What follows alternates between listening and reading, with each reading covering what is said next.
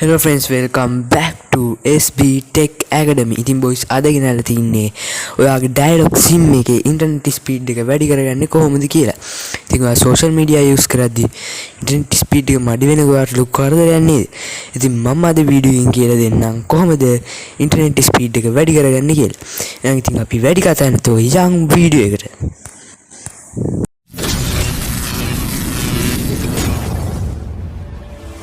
හරි ඉතින් boys මෙන්න මේ විදිහට මගේ WhatsApp setting app එක open කරගන්න. ඉතින් මෙන්න මෙතන ඔයාලට පේන ඇති connection කියලා tab එකක් බලන්න පුළුවන්. ඉතින් මම මේක උඩ එකපාරක් click කරගන්නවා.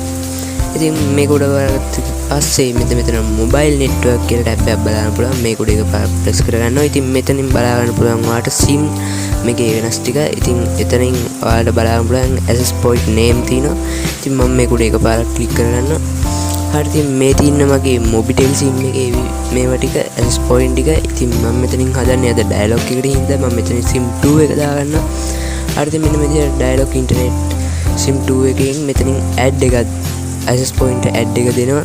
හරි ඉතින් මෙන්න මේ විදිහට add දුන්නාට පස්සේ මෙතනින් name එකයි edit කරනවා. ඉතින් මම මෙතන name එකට dialog 4G කියලා type කරගන්නවා. හරි ඉතින් මෙන්න මේ විදිහට 4G කියලා type කරනවා. ඉතින් මෙතන APN එකට මම dialog 4G කියලාම type කරගන්න. හරි මෙතනින් okay දීලා ඉවර වෙලා ඊට පස්සේ ඔයාලට මෙතනින් පල්ලෙහාට ගිහිල්ලා බලා ගන්න පුළුවන් APN protocol කියන එක. ඉතින් මෙතෙන්ට අපි මෙන්න මේ තුන්වෙනි තියෙන IPv4 සහ IPv6 කියන තියෙන එක දෙන්න ඕනේ. හරිද මෙන්න මේ විදිහට දුන්නාට පස්සේ ඊට පහළින් තියෙන roaming protocol එකක් දෙන්න. ඒ තුන්වෙනි එකටම හරිද මෙන්න මෙතනින් තියෙනවා barrier කියන එකක්. ඉතින් ඔයාලට තියෙන්නේ 3G හරි 4G හරි ෆෝන් එක ගන්න LTE කියන එක මෙතනින් දාන්න.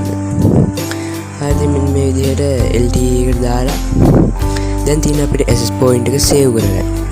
හරිද මෙන්න මේ විදිහට මම මේක save කරගෙන ඉවරලා මෙතන dialog 4G කියන තැනට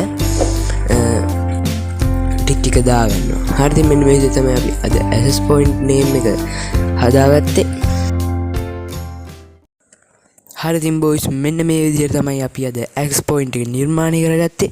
ඉතින් මම ඔයාලට තව පොඩි දෙයක් කියලා දෙන්නම්.